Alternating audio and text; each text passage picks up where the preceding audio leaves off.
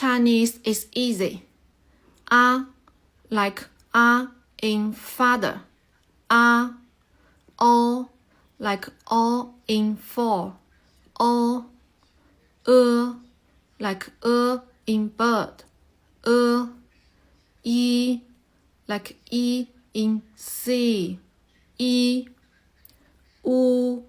Like in moon.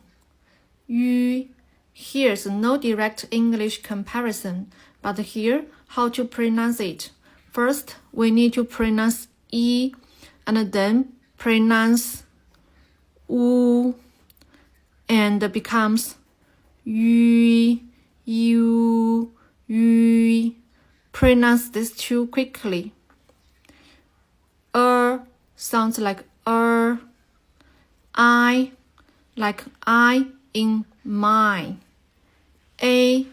Like A in able. Ow, like ow in out.